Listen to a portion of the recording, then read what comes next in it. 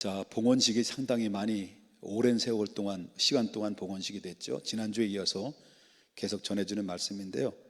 예루살렘 성전이 건축을 다 하고 솔로몬 왕이 봉헌식을 이제 하는 가운데 하나님 앞에 봉헌식이 하는 그 과정 속에 기도가 포함되어 있었죠. 그 기도는 장시간의 기도가 펼쳐지게 됩니다. 그래서 하나님께 영광을 돌리고 백성들을 위한 기도가 들어있고, 그리고 다 기도를 마치고 난 다음에 그리고 무릎 꿇고 하나님 앞에 두 손을 들어 영광 돌린 다음에 솔로몬은 백성들에게 축복의 메시지를 전합니다. 그리고 다 이제 기도회가 마무리가 되고 난 다음에 오늘은 어떤 일이 일어나냐면 그 봉헌식의 기도를 마무리하고 난 다음에 하나님께 희생 제물을 드리는 과정, 이 마지막 가장 하이라이트라고 볼 수 있죠. 그러니까 이 엄청난 이런 제물, 엄청난 그런 제사를 하나님 앞에 봉헌하여 드리는 이 마지막 단계를 볼 수가 있다라고 하는 것이죠. 근데 이 솔로몬이 이스라엘 성전을 봉헌식 할 때 그때 이제 화목제로 이제 드리는 이 과정 속에서 그 희생 제물이 어느 정도의 규모인가, 하나님 앞에 드렸던 희생 제물이 어느 정도의 규모인가를 오늘 본문에 보면 나오는데 63절을 한번 다시 보겠습니다. 63절에 뭐라고 나오냐면, 자, 솔로몬이 화목제의 희생 제물을 드렸으니 곧 여호와께 드린 소가 몇만 마리라죠? 2만 2천 마리요. 양이 몇 마리예요? 12만 마리라. 12만 마리. 그러니까 성전을 봉헌하여 솔로몬과 이스라엘 백성들이 화목제를 드렸어요. 여기 보면 솔로몬이 드린 게, 솔로몬만 드린 게 아니죠. 자, 62절 다시 보겠습니다. 미안합니다. 62절. 이에 왕과 함께한 누구라 그랬습니까? 이스라엘이 뭐라 그래요? 다 함께 다 여호와 앞에 뭘 드렸다는 거예요? 희생 제물을 드렸다는 거예요.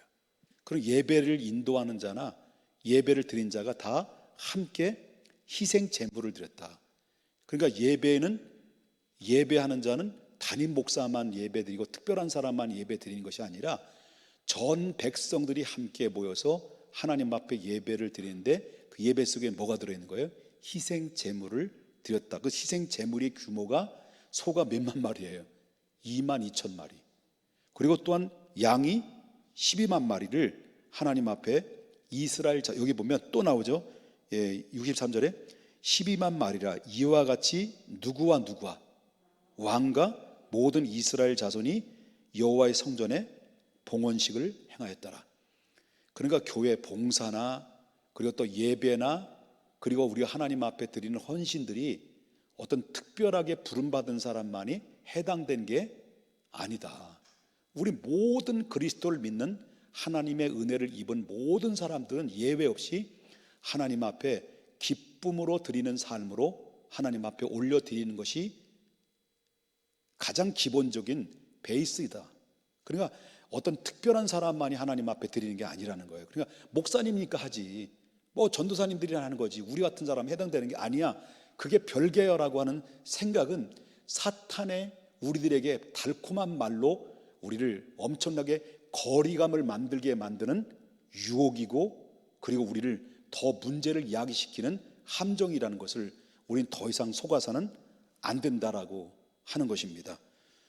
믿습니까? 이건 다시 말한다면 2만 2천 마리와 그 다음에 12만 마리 양을 드리는데 며칠 동안 드렸느냐?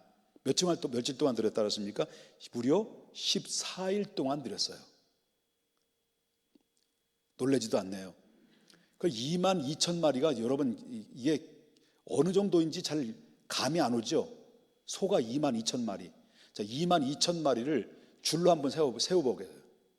줄로 한번 세우면 어디까지 갈까요? 2만 2천 마리가. 계산 안 해보셨죠? 나도 안 해봤어. 그러니까 우리 그런 거 너무 깊이 생각하지 마십시다. 그렇게 드렸다는 거죠. 근데 그걸 14일 동안 드렸다는 거예요. 14일 동안. 그러니까 하루에 몇 마리냐? 하루에 몇 마리냐면 1,500마리부터 1,600마리 정도 하나님 앞에 드렸다는 거예요. 안 놀래니까 내가 놀래네. 몇 마리? 하루에 1,500마리부터 1,600마리 정도 그 정도로 하루에 드렸다는 거예요. 그리고 또 양은 말이죠. 양은 8,500마리부터 8,600마리 정도 양이 소만 드린 게 아니고 양도 드린 거예요. 8,000마리 정도의 양을. 그러니까 이 규모가 큰 규모일까요? 작은 규모일까요? 어마무시한 규모로 하나님 앞에 번제를 드렸다는 거예요. 화목제를 드렸다. 그런 의미를 보게 된다라고 하는 거죠. 그러면 그 규모가 얼마나 컸는지 64절에서도 언급을 하죠. 64절. 자, 64절 보십시다. 보는 거죠? 잘 보고 있죠, 성경책? 자, 그날의 왕이 여호와의 성전 앞들 가운데를 거룩히 구별하고 거기서 번제와 소제와 감사 제물에 기름을 드렸으니 이는 여호와의 앞 놋제단이 어떻게 함으로? 자금으로 번제물과 소제물과 화목제물의 기름을 다 어떻게 되는 거예요? 감당할 수 없었더라. 용납할 수 없다는, 감당할 수 없었다는 거예요.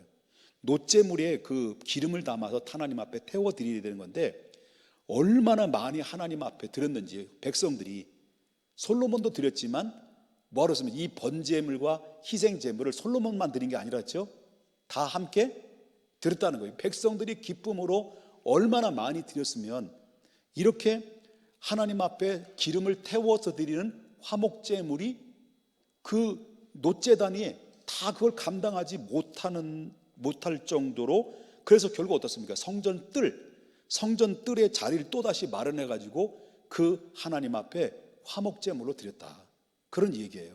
그러니까 한마디로 말한다면 하나님 앞에 백성들이 십시일반으로 모았는데 그것이 차고 넘칠 만큼 이스라엘 백성들이 기쁨으로 하나님 앞에 양과 소를 바치고 하나님 앞에 봉헌하여 예배를 드렸다. 그런 이야기를 오늘 하고 있다라고 하는 것이죠. 그러면 봉헌식을 마치고 나서 이제 돌아가는 이 백성들, 봉헌식 다 마쳤어요. 이제 빨리 끝났죠. 단숨에 그냥 끝났어요.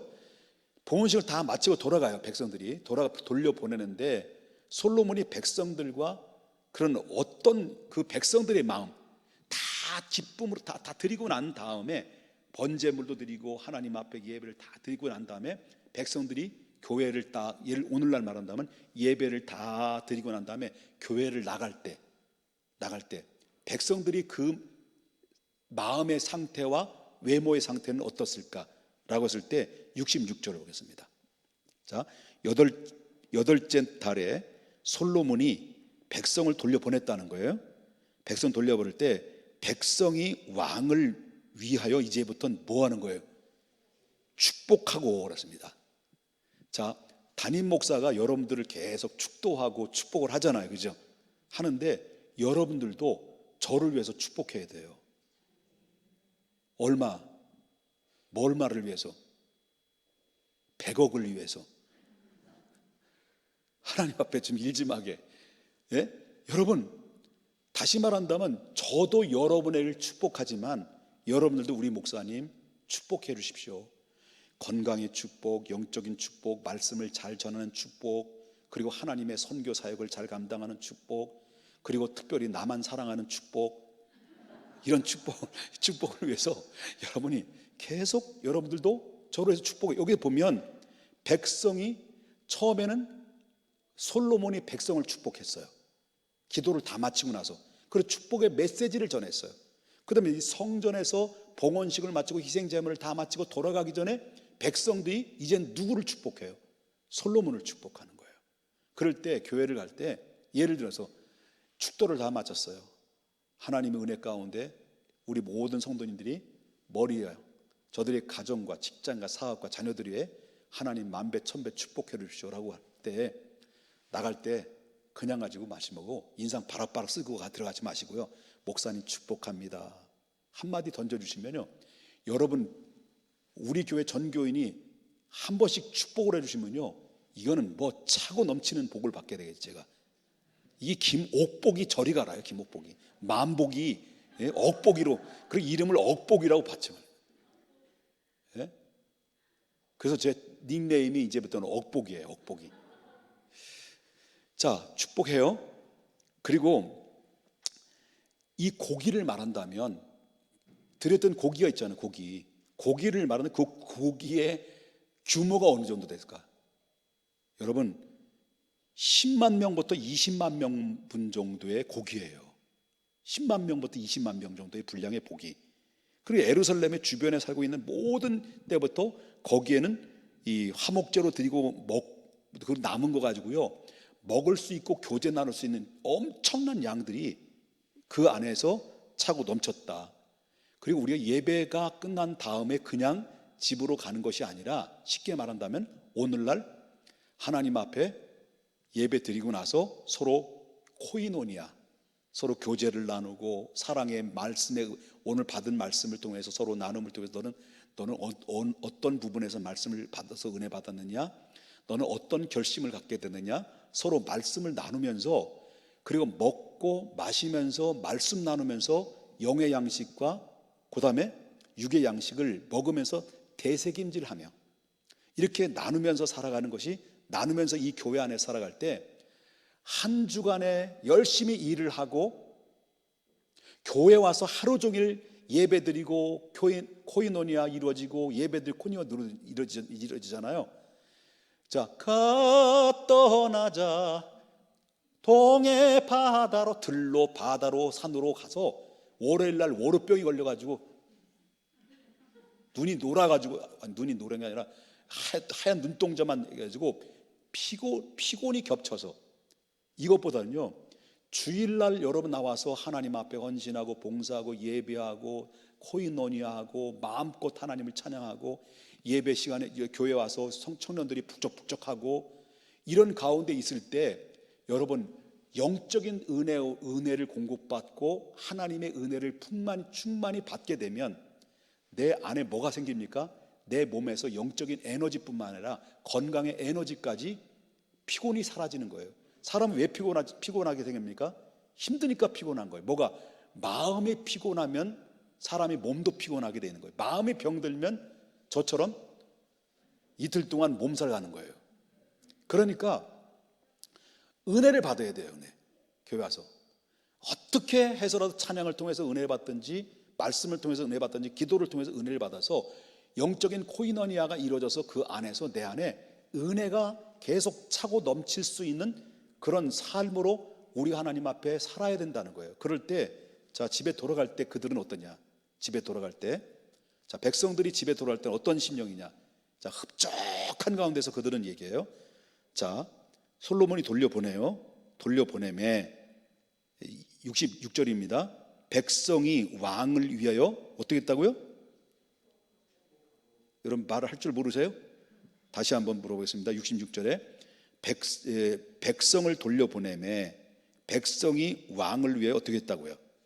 축복하고 자기의 장막으로, 이제 자기의 집으로 다 돌아가는데 여호와께서 그의 종 다윗과 그의 백성 이스라엘에게 베푸신 모든 은혜로 말미암아 기뻐하며 마음에 즐거워하며 돌아갔더라.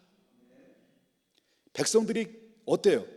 마음에 기뻐하며 즐거워하며 그들은 집으로 돌아갔다는 거예요.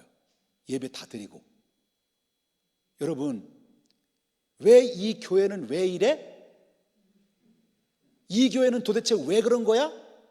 왜 이 교회는 왜 헌금을 가지고 왜 정말 많이 써? 선교비를 매년 많이 써? 선교비 많이 지출하거든요. 이렇게 하는 사람들, 이렇게 말하는 사람들에게는 마음에 기쁨이 있을까요? 즐거움이 있을까요? 말 안 하기로 작정했죠. 자, 다시 물어보겠습니다. 왜 이 교회는 왜 이래? 목사님은 왜 저래? 아니, 이 교회는 헌금을 왜 선교비로 많이 지출해? 여러분, 선교비를 지출하는 거나 교회 지출하는 것은 여러분 다 지출의 명목이 다 있고 다 이게 다 회계록에 기록이 돼 있어요. 담임 목사가 헌금이 어떻게 돌아가는지 몰라. 첫 번째 주에 사례비 주는 거, 그 외에는 나는 몰라.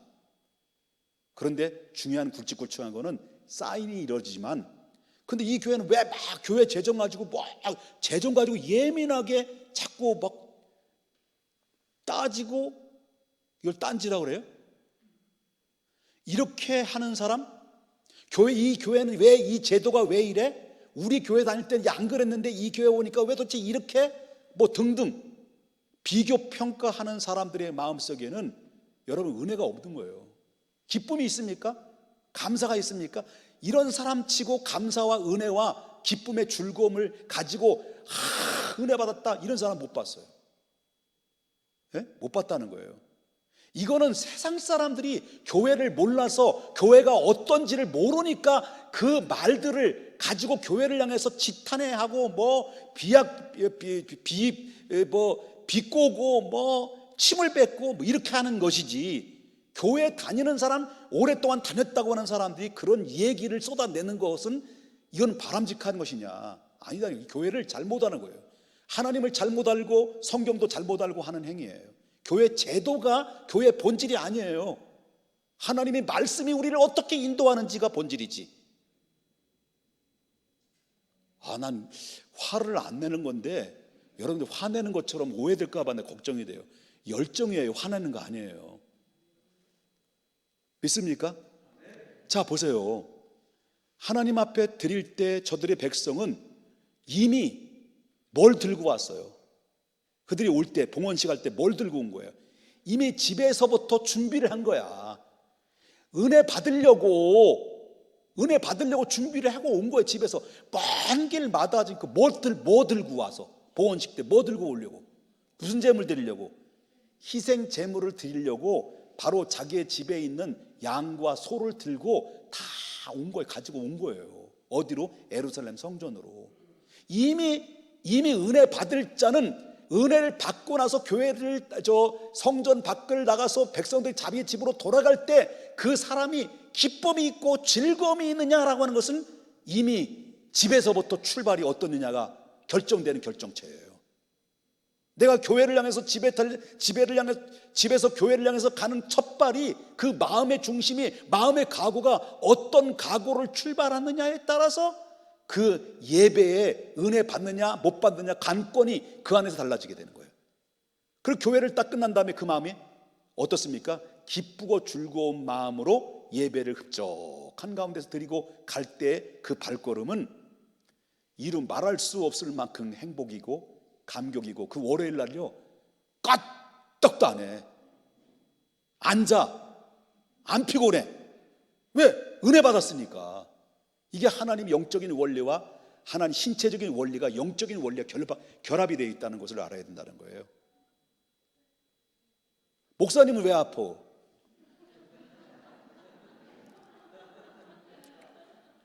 저도 인간이거든. 자, 이게 뭐냐면 그들은 뭘 느끼고 가는 거예요? 예배 드리고 나서 하나님의 임재를 느끼고 간 거예요. 예배 속에서 하나님이 이곳에 함께 하신다는 임재를 느끼고 믿고 경험하고 돌아가니까 그 안에 기쁨이 있고 감사가 있는 거죠.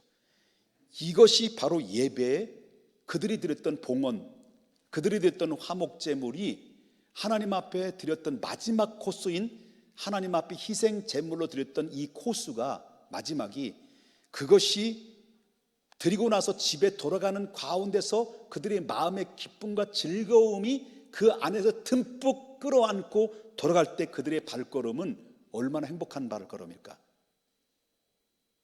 라고 할 때 이것이 바로 뭐냐면 그때 당시 예루살렘 성전 봉헌과 함께 그 봉헌식은 무엇을 보여주느냐? 오늘 현대를 향해서 오늘날의 예배의 원형을 보여주는 거예요. 예배의 원형. 그래서 정말 나는 과연 이런 기쁨의 예배 속에서 이 기쁨을 날마다 누리고 있느냐라는 것을 여러분에게 지금 도전을 툭툭 던지고 있는 거예요. 예배 드릴 때마다 여러분 이런 기쁨이 있느냐? 백성들이 기쁨과 즐거운 마음으로 돌아갔던 것처럼 여러분 오늘 매주마다 예배를 드리는데 기쁘고 즐거운 마음을 가지고 하나님 앞에 정말 예배 임재를 경험하고 있느냐? 그래서 예배는 기쁨과 즐거움은 어디서 오느냐면 예배를 보면 기쁨은 없는 거예요. 예배를 보러 오는 게 아니에요. 백성들이 전부 들고 와가지고 하나님 앞에 번제와 희생을 드렸을 때 그들의 드림에 따라서 그 마음에 기쁨이 찾아왔고 즐거움이 찾아왔던 것처럼, 예? 이와 마찬가지로 예배는 우리가 보는 게 아니에요. 예배는 드리는 거예요. 우리 예배를 어떻게 보는 거랍니까? 이 다시는 내 입 밖에 예배를 보러 간다 이런 말을 하면 입에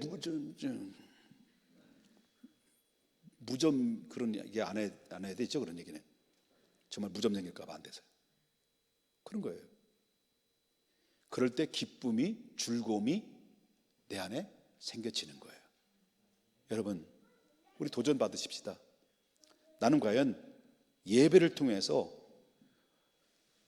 어떤 감격을 누리고 지금 있습니까, 여러분? 지금 최근에 여러분 예배를 드리죠. 예배 드리기가 참 어렵잖아요. 막 이 방역으로 인해서 거리를 둬야 되고 철저하게 거리를 지키는데도 참 힘든데, 그럼에도 불구하고 그런 가운데서 예배를 매주마다 드릴 때 예배에 대한 여러분의 감동과 감격을 계속 내가 지금 누리면서 예배를 드리고 있느냐? 만약에 그런 감격이, 그 기쁨이 예배 속에서 내게 아무런 감흥이 없다고 한다면 어쩌면 나의 신앙에 어려운 병이 들어있지 않았는가. 빨리 치료받아야 돼요. 그리고 하나님 앞에 기도해야 돼요. 어떨 때까지? 내 마음이 옛날에 받았던 은혜의 감동과 감격이 다시 찾아올 때까지 기도해야 돼요. 그리고 예배 순간순간마다 하나님의 임재를 경험해야 돼요. 찬양할 때도 감격받아야 돼요. 대표를 기도할 때, 배기도할 때도 감격받아야 되고, 말씀 들을 때도 말씀의 은혜를 받아야 돼요. 그럴 때 내 신앙은 건강한 신앙으로 되고 내 가는 길도 뻥 뚫려지는 그런 놀라운 하나님의 축복의 통로와 매개체가 될 수 있는 길이 된다는 것을 이루어진 모든 것이 순서가 바로면 하나님과 나와의 관계가 소통이 이루어지면 땅에서도의 인간관계, 이 땅의 모든 것도 다 뚫려지게 되어 있는 원리는, 이 원리를 우리가 기억해야 된다는 것입니다. 예배의 기쁨을 회복하기 위해서는 이제부터는 여러분과 저가 어떤 변화를, 어떤 각오와 어떤 결단을 지금 가져야 되는지, 지금 이 순간 여러분 결단은 내일이 아닙니다. 바로 지금 이 순간입니다. 하나님, 기쁨이 사라졌어요. 예배에 아무런 감흥이 없어요. 찬양할 때도, 말씀 들을 때도, 내가 봉사할 때도 기쁨이 없어요. 감사가 없어요. 어느덧 내 신앙이 점점 하나님과의 관계가 멀어지고 세상과와 가까워지고, 어느덧 하나님의 방법이 통하지 않고 세상의 방법이 통할 만큼 오히려 역으로 되어지는 나의 모든 잘못된 이 부분들을 하나님 다시 회복시켜 주십시오. 그리고 찬란한 주님의 영광 앞에 기쁨으로, 감사로 하나님 앞에 나아갈 수 있는 우리 모두가 될 수 있기를 바랍니다.